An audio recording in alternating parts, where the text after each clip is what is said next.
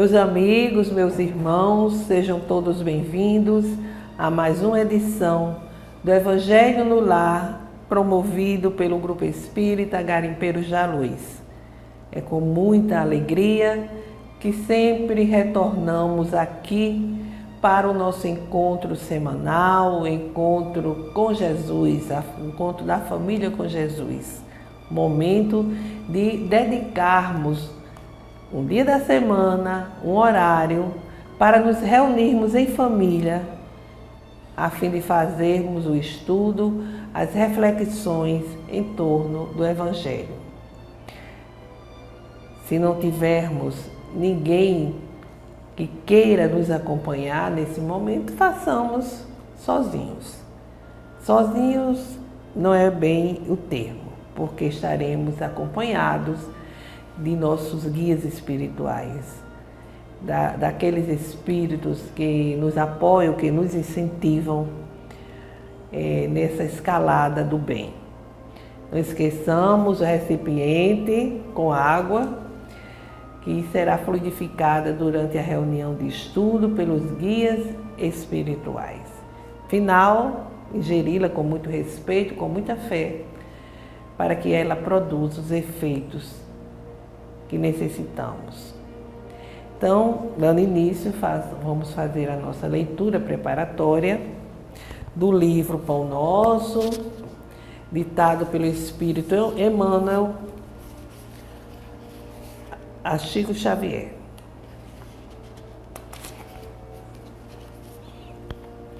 Hoje é a mensagem 144.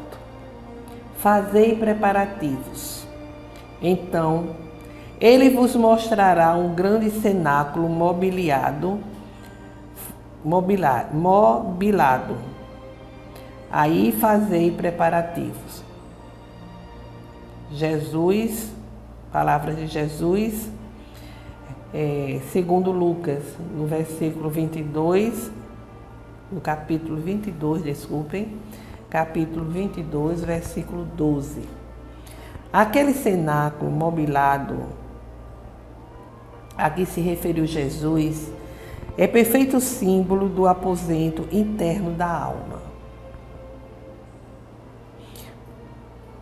Em face da natureza que oferece lições valiosas em todos os planos de atividade, observemos que o homem aguarda cada dia, renovando sempre as disposições do lar.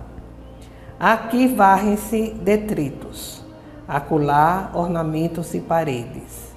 Os móveis, quase sempre os mesmos, passam por processos de limpeza diária.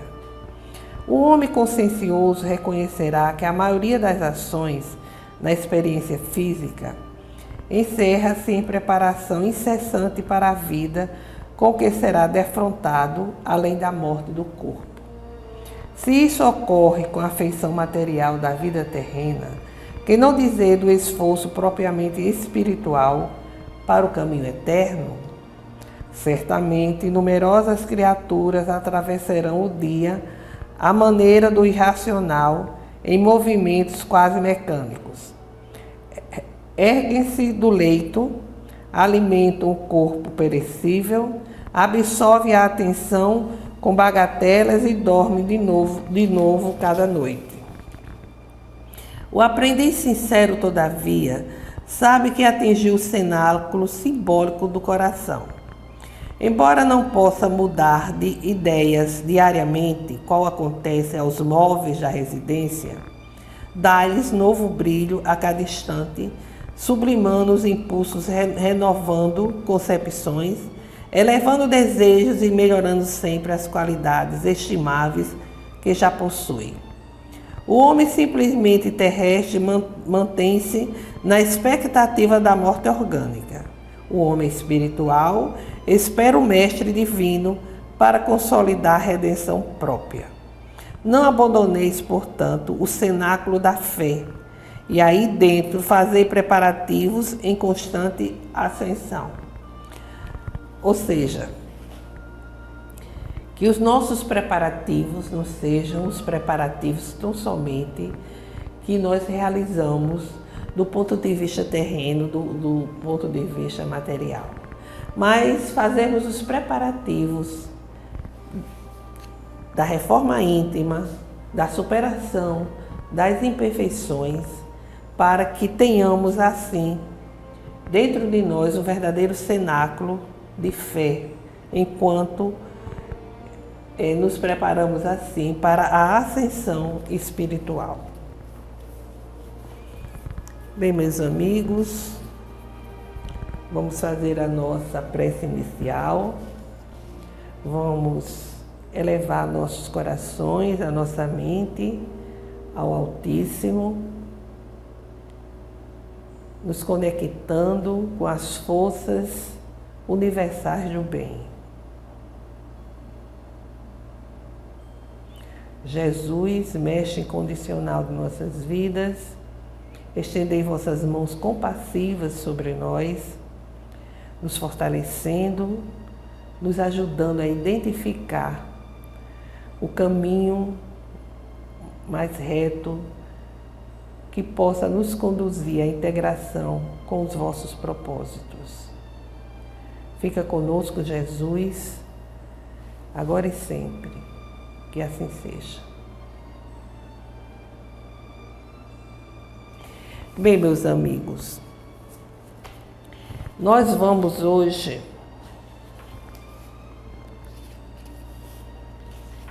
fazer reflexões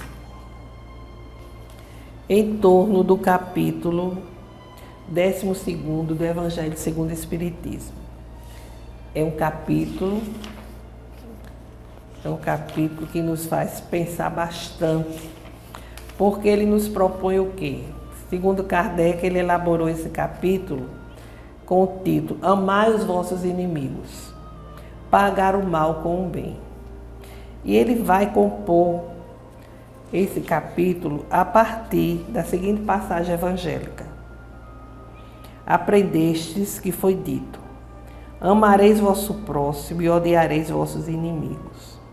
E eu vos digo, amai os vossos inimigos, fazei o bem àqueles que vos odeiam, e orai por aqueles que vos perseguem e vos caluniam, a fim de que sejais os filhos de vosso Pai que está nos céus, que faz erguer o sol sobre os bons e sobre os maus, e faz chover sobre os justos e os injustos.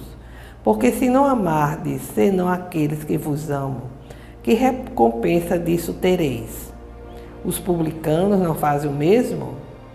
E se não saudardes, senão os vossos irmãos, que fazeis nisso mais que os outros? Os publicanos não os fazem também?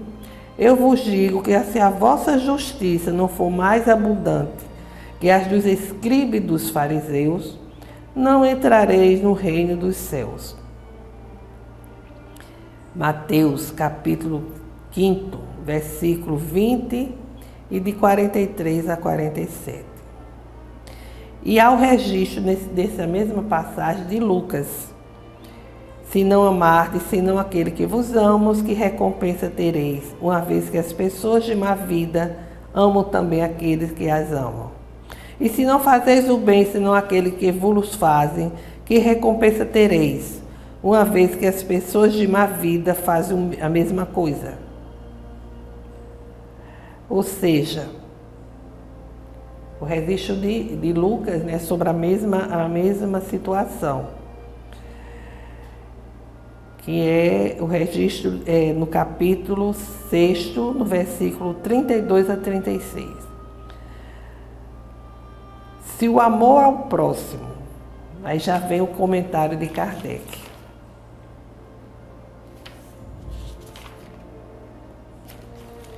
Kardec que nos diz: se o amor ao próximo é o princípio da caridade, amar os inimigos é sua aplicação sublime, porque esta virtude é uma das maiores vitórias alcançadas sobre o egoísmo e o orgulho. E aí? Se nós temos dificuldades de fazer o bem ao nosso semelhante, ao nosso próximo, aquele com o qual nós convivemos, aquele que está no nosso dia a dia,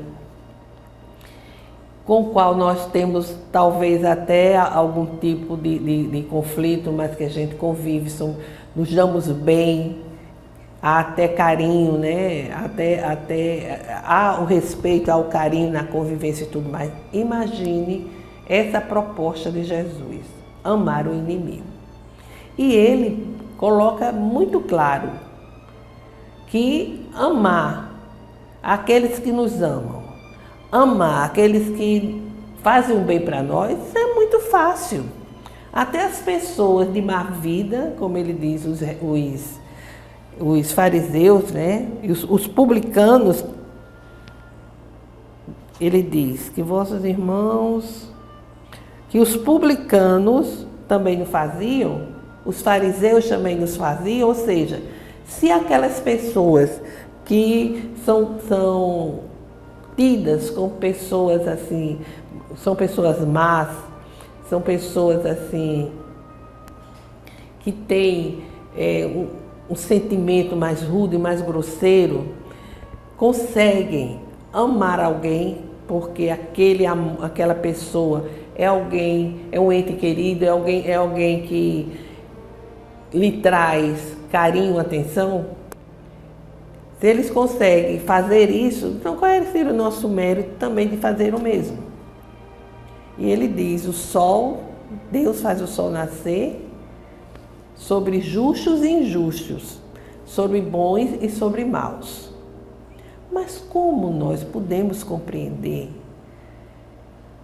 esse ensinamento de Jesus? Como é que eu posso amar alguém que me prejudicou, alguém que me fez mal, aquele que é traiçoeiro? Logicamente, Kardec coloca aqui que o sentimento, ele resulta de uma lei física, a da assimilação e repulsão dos fluidos. O pensamento malévolo dirige uma corrente fluídica cuja impressão é penosa.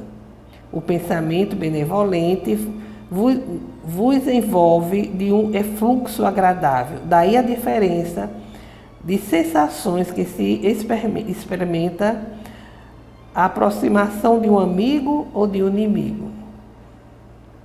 Ele quer dizer com isso que não se pode ter o mesmo sentimento, a mesma sensação agradável que se tem junto ao amigo, não se pode ter a mesma sensação agradável, o mesmo sentimento diante daquela pessoa que nos prejudicou, que vibra contra nós, que é uma pessoa que a gente sabe que pode a qualquer momento nos trair, né? Nos fazer o mal. Então, em todo o comentário de Kardec, ele nos faz a seguinte reflexão. É muito interessante. Jesus ensina o amor ao inimigo, o que se constituía escândalo para a época. No entanto, não podemos esquecer que só pode ser nosso inimigo quem já esteve em nosso círculo de amizade. A inimizade certamente surge de um amor egoístico, quando pretendemos que o próximo seja como nós somos, uma projeção do nosso eu. Os inimigos nos vigiam, apontam os nossos defeitos, fatos estes que contribuem de modo decisivo para o nosso aprimoramento. O amigo é aquele que compreende, que entende, que às vezes não vê nem as nossas falhas, os nossos defeitos, ou então tem consciência de que temos aquelas imperfeições, mas nos aceitam. Já o inimigo não, é aquele que aponta o nosso erro, os nossos deslizes, estão de olho, né? Estão vigiando. E isso é uma forma de aprimoramento nosso. Com esse tipo de atitude, nós vamos nos aprimorando, desenvolvendo paciência, tolerância, né? Essas virtudes que são tão importantes. O amor aos inimigos o que seria? Seria fazer a Ele o que desejamos que nos seja feito.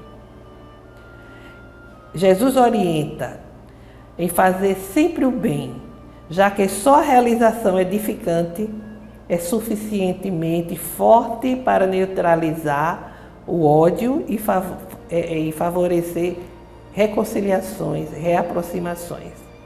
Ele também nos fala que devemos orar, né? Ele aqui coloca que devemos orar por aqueles que nos perseguem e caluniam, porque a prece nos protege, nos fortalece e atraímos a assistência dos guias espirituais.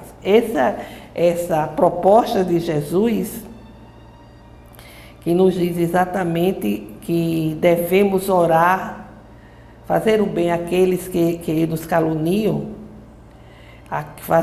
orar por todos aqueles que nos perseguem, né? Que nos desejam mal. E é interessante a gente pensar nisso, porque diante daquele que nos persegue, que estão a nos caluniar, se nós desenvolvermos um sentimento de ódio, um sentimento de repulsa, um sentimento, um desejo de vingança, o que é que vai acontecer? Nós vamos sintonizar com os sentimentos negativos inferiores daquele nosso chamado inimigo. Vai haver uma sintonia, uma troca de energia negativa e isso desarmoniza, isso nos prejudica, isso nos faz mal. Chega a adoecer até o nosso físico. E quando a gente deseja o bem àquela criatura e passa a orar por todos eles, nós nos fortalecemos e vamos sintonizar com os guias espirituais. Vamos ter a companhia dos benfeitores da vida espiritual. E ele diz mais: o mestre esclarece que não pode haver uma recompensa caso só amarmos os que nos amam, se saudarmos só os nossos irmãos. Porque isso, como já afirmamos, aqueles que fazem o mal, aqueles que estão nas esferas da calúnia, da perseguição, também fazem com os seus afetos, não é isso? E que a nossa justiça deve ser uma justiça abundante, que exceda, que vá muito mais além da justiça dos escribas e fariseus. Porque para entrar no reino dos céus é necessário que a nossa justiça seja uma justiça abundante. E Kardec, ele comenta que nós não podemos sentir na presença de um inimigo o mesmo bem-estar que sentimos, né, quando estamos na presença de um amigo. Que amar a esse inimigo significa fazer a ele o que desejamos que nos seja feito. Se erramos, se somos imperfeitos, desejamos ser compreendidos, perdoados, desejamos que o bem nos seja feito, assim deveremos também agir com aquele desafeto, com o nosso próximo que está perseguindo, que está nos caluniando. Não significa que a gente vá trocar figurinha com eles, não. Vamos prosseguir em nossa caminhada, vamos prosseguir nos fortalecendo na prática do bem, vamos prosseguir orando, vigiando a nós mesmos, e significa também não colocar nenhum obstáculo com a reconciliação, caso isso seja possível. E também não deixar de ajudar aquele que nós consideramos o nosso desafeto, caso isso venha a acontecer. Porque às vezes a gente diz, eu perdoo, eu estou perdoando, mas eu não quero conversa com essa criatura nunca mais. Eu não quero cruzar o meu caminho com esta pessoa. E quando a gente, às vezes, sabe a notícia de que a criatura está sofrendo, se deu mal, é bem feito. Bem feito, porque a justiça de Deus falha, mas chega. E quando não chega, vem a justiça de Nossa Senhora. São, como é que se diz? As colocações que são feitas, né? No cotidiano, as pessoas vão criando essas expressões. E a proposta de Jesus é exatamente essa nossa atitude diante do outro.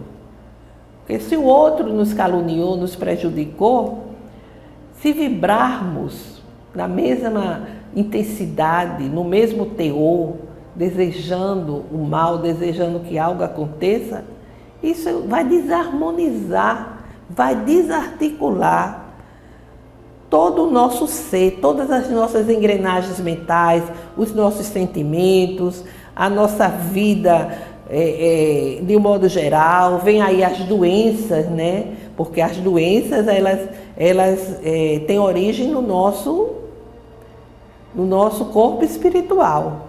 Aquilo que nós alimentamos, né? A energia que nós emitimos vai repercutir no perispírito e, consequentemente, vai terminar atingindo o nosso corpo físico. E não podemos esquecer que esses ditos inimigos nossos, eles podem desencarnar. Já pensou ter um inimigo desencarnado? Nos olhando, identificando os nossos deslizes? Sim, porque eles vão identificar, porque estamos em sintonia com eles. No momento em que desejamos o mal, que vibramos negativamente, entramos na mesma sintonia. Então eles passam a nos ver e vai ter facilidade de, nessa sintonia, processar uma influenciação dolorosa, espiritual dolorosa. É uma advertência, né, que a espiritualidade nos faz. Inclusive, significa também, quando a gente fala nesse amor ao inimigo, significa que a gente não deve guardar rancor, guardar exatamente esse desejo de vingança. É perdoarmos o mal para ficarmos longe do alcance pernicioso, negativo dessas criaturas, estejam elas encarnadas ou desencarnadas. É termos a compaixão diante dessa criatura, desse nosso irmão, vendo que ele é um enfermiço, é um doente, é um desequilibrado, é alguém que está ainda em uma vibração muito negativa, que é danoso e pernicioso para ele próprio, porque é a tal coisa. A emissão mental, do desejo, da vingança, o ódio, é uma emissão de uma energia muito poderosa. A energia mental, ela é extremamente poderosa. É uma usina de força, que a humanidade mal conhece. Você imagine essa usina de força fabricando uma energia forte, de um teor muito forte, e ao mesmo tempo um teor negativo, uma energia ruim. Antes de atingir o nosso alvo, antes de alcançar o nosso semelhante, está sendo fabricada e passando por nossas engrenagens. Daí que as pessoas que vibram o mal, que têm o desejo de vingança, que têm ódio, são pessoas desregradas que adoecem com situações muito sérias, porque não souberam fazer o bem, porque não souberam perdoar, porque guardam rancor, porque desejam o mal. Às vezes não fazem o mal por falta de oportunidade ou ou por não quererem fazer o mal e de repente serem identificadas nesse mal e terem que ir para as penalidades. Às vezes acontece isso também, mas há aqueles que se desregram tanto que cometem crimes hediondos. São pessoas doentes, são espíritos doentes, são espíritos que merecem a compaixão, a misericórdia de todos nós.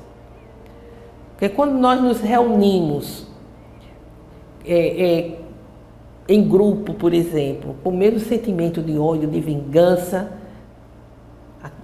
se ganha muita força e aquele grupo sai fazendo coisas terríveis, quebrando tudo e agredindo pessoas e até assassinando, porque ali está num conjunto de espíritos desregrados, né?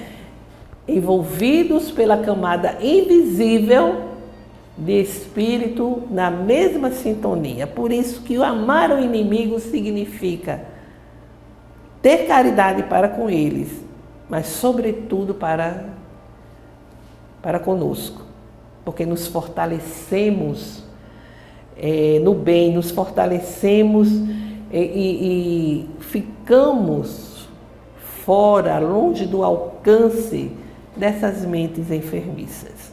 Então, amar os inimigos é não alimentar rancor, ressentimentos, o sentimento de vingança, esse sentimento de ódio que ainda persiste, né, nos nossos dias. E antigamente tinha os duelos, né? As pessoas, quando tinham alguma animosidade com relação ao seu próximo, ia para o duelo. E será que o duelo acabou?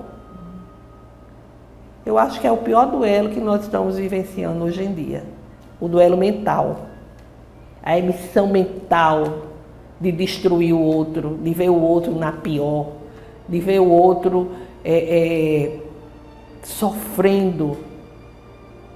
Às vezes se diz, pode aguardar, que sua vez vai chegar. Quer dizer, ainda jura, né? Ainda amedronta, ainda gera pânico na pessoa, ainda gera pânico na família.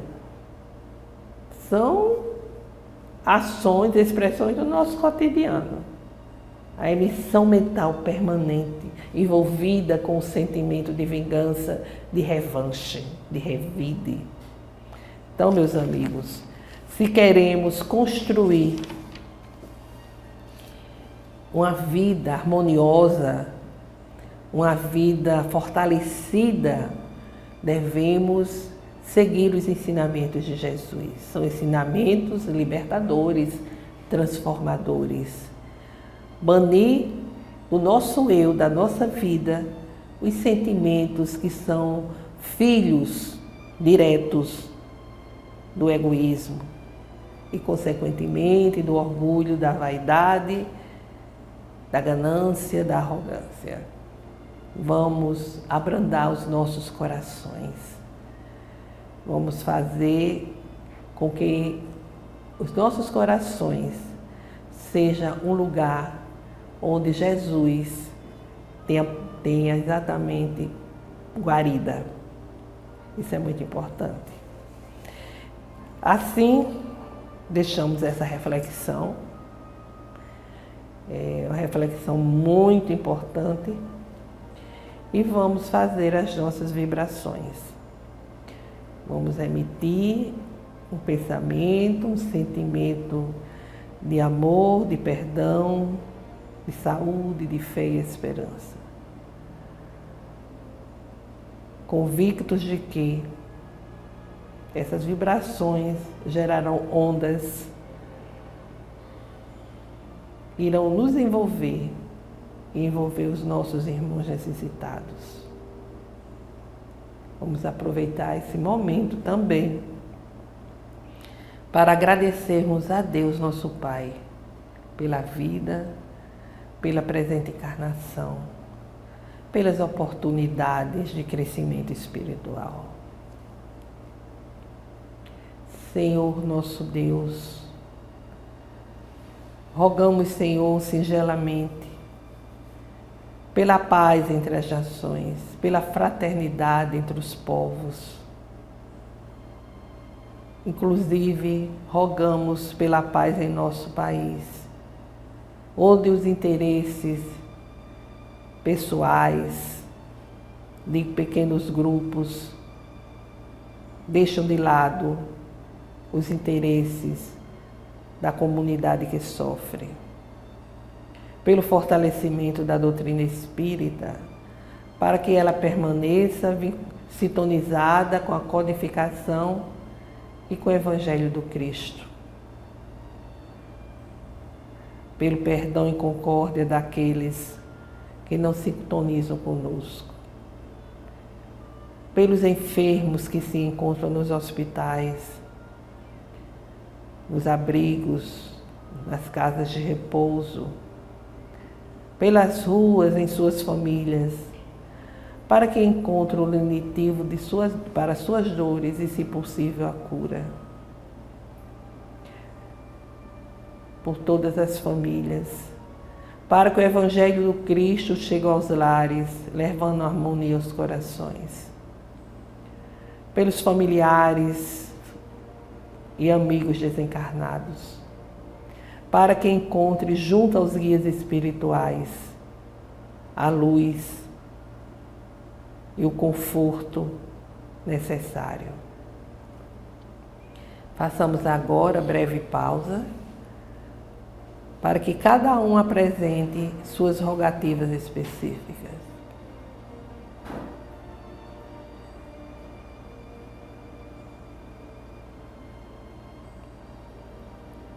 Recebei, Deus nosso Pai, as nossas rogativas. E que a vossa graça nos envolva, nos iluminando, nos fortalecendo para a renovação interior, a fim de que possamos permanecer em nossa caminhada terrena, com firmeza, fé e esperança. Nosso Pai que estais em toda parte, glorificado seja o vosso nome. Venha a nós o vosso reino, seja feita a vossa vontade acima dos nossos desejos, aqui na terra e em todos os ciclos espirituais. O pão nosso do corpo e do espírito dai-nos hoje. Perdoai, Senhor, as nossas dívidas, ensinando-nos a perdoar os nossos devedores com esquecimento de todo mal, não permitindo que venhamos a cair nas tentações das nossas próprias inferioridades. Livra-nos, Senhor, de toda maldade, pois vosso é o reino, o poder e a glória para sempre. Que assim seja. Com esta prece, encerramos o Evangelho de hoje, desejando a todos uma semana de saúde e paz. Até breve.